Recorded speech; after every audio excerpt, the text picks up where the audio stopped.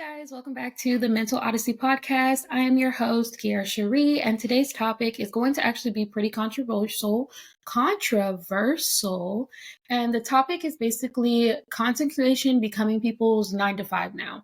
And as we all know what a 9 to 5 is, it's basically you working a full-time job at a specific pay rate and you get paid every week or every 2 weeks.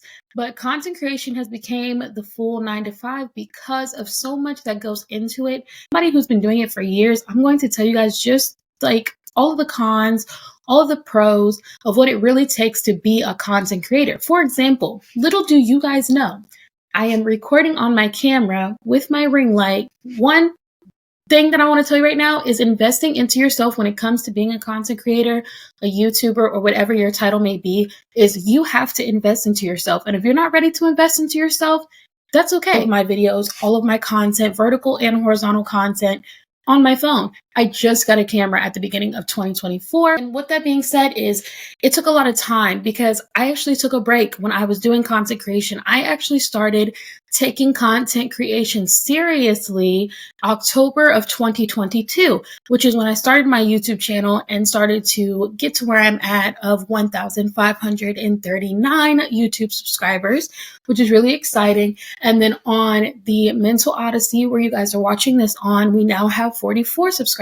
So that's really, really awesome. We're growing and I'm not in a rush to grow. And that's another thing. When I first started, I was like so nervous and rushing the entire process of growing my social media accounts because basically the larger your account is, the more that brands take you seriously and the more that people want to engage with your content and take you seriously as well. And I had to learn to just have fun because you get so wrapped up into content creation and creating content that you forget to have fun because you have to edit. You have to do reshoots. You have to split the clips. You have to add background music. Sometimes you have to enhance the audio, detach the audio, screen recording, making a YouTube intro, making a YouTube banner, making a YouTube channel, making a specific TikTok for content creation. Because some people also don't want their personal pages to be the same as their content pages, which makes sense because I didn't either.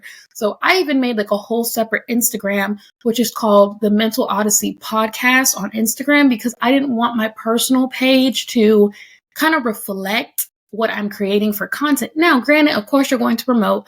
Of course, you're going to talk about what you do. That's how you self promo right there. Like off rip, that's self promo within itself. But I didn't want my personal platform to be all about what I'm creating as content because that kind of takes away from the current audience that I have, meaning like the audience I have on my personal page.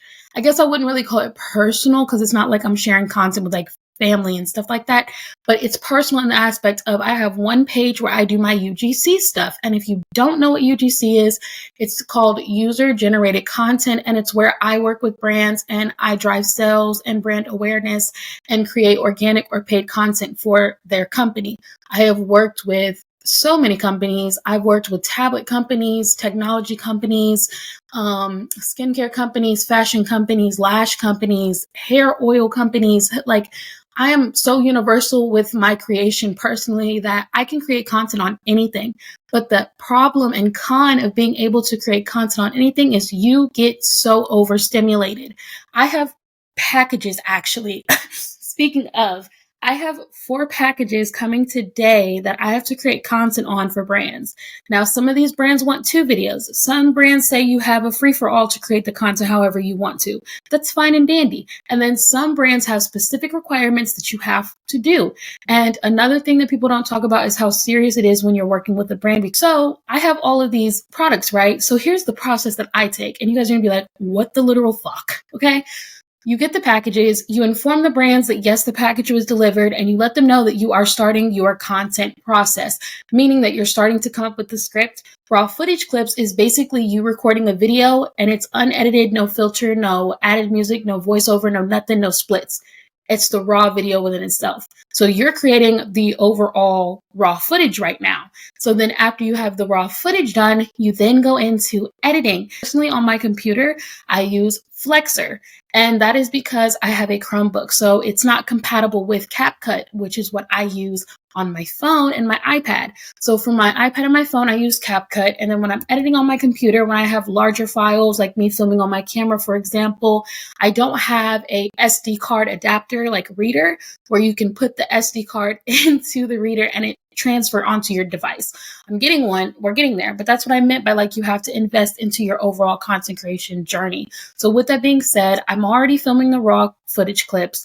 Now I'm coming up with a script. A script is probably the hardest part because sometimes in the brand's requirements, they want you to say something specific. They want you to go by a specific guideline, a specific format of what you're going to say. Rather than the brand that says it's a free-for-all, you can use your creative freedom to create the content. That's when I come up with what I want to come up with. And I like those types of collaborations more as a content creator, and it doesn't feel like a 9-to-5 or a hassle.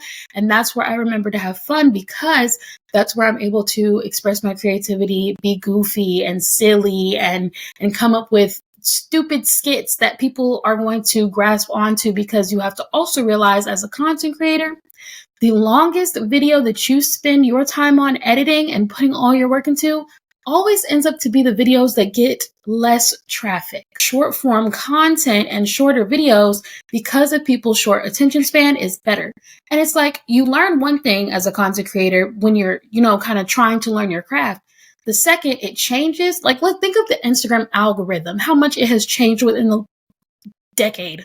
It's changed so much to the point where on the Instagram algorithm, it would be easy to see your post, easy for people to engage. And now it's so hard. Like they only want to show short form content, things that have multiple plays, things that are getting a lot of traffic. So if your content's not getting traffic, barely any of your followers or the explore page or any potential follower that you could have is even seeing your video. And that right there sucks. So like I could take my time editing this podcast and I could go all in if I wanted to, just to learn and realize that this may not even perform well. That's not even having a negative mindset. Now, some people are going to be like, oh, she's just being negative and she doesn't believe in herself. That's not the case. What I'm saying is you're trying to please people, reel them in, keep them informed, educate them on something, or persuade them to even give you a follow or even look into the product that you're trying to promote. Like, that is what I mean by content creation is coming the new 9-to-5, because you have to put in so much work that is probably past your job description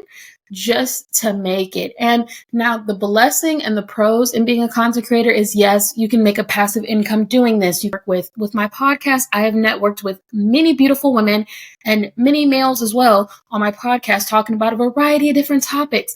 But at the same time, the hard part about it is getting started. That's what I want to talk about. Is the getting started. Getting started as a content creator is so hard. Like starting content, hard. Because say you just have your phone, like how I had my phone, it's hard in the aspect of, okay, I know that I need to film. I need to learn what split means. I need to know what exposure, brilliance, EV means, and AWB. You probably don't even know what AWB or EV is. I got this camera and I did not know how to use it at all. I didn't know that EV was actually the amount of exposure to brightness that the camera distributes. Okay, so I didn't know that. I didn't know that when it came to its focus on you, like you have to have it to a certain standard. So I had to play with my camera a little bit. I had to figure out my settings. And with the camera that I have, there's actually not a lot of videos on YouTube or Google or Yahoo that tells you how to use this camera. So I had to teach myself. And that's another thing. Content creation, it's not a job that you can get trained on necessarily. Yes, there will be videos and content videos and explanations on TikTok and so on and so forth. But 9 times out of 10, you're really just teaching yourself how to do it. And that's what makes everybody's content different. And that's what makes everybody stand out, because nobody's content is going to be the same. But lately, and a lot of people aren't going to like this, I do personally miss the old YouTube because, let me tell you why. I miss old YouTube because nowadays every girl does the same thing. And I'm not throwing shade, I'm just being real. Everybody makes maintenance vlog. Everyone's doing a wig install. Everyone's doing this. Everyone's doing that. And where is the personality and authenticity behind the content? But let me tell you where that's usually at. That's with how you edit. That's how you do your angles. That's how you decide to present yourself. It's how you decide to make the content. As for some people, they make longer videos when it comes to those maintenance vlogs and when it comes to anything that they make. Make sure to go ahead and like, comment, and subscribe, and share this with your friends, your feedback. And also make sure to follow the Mental Odyssey podcast on Instagram and also my personal Instagram, which is PRTTYSHAREE. And I will see you guys in the next episode.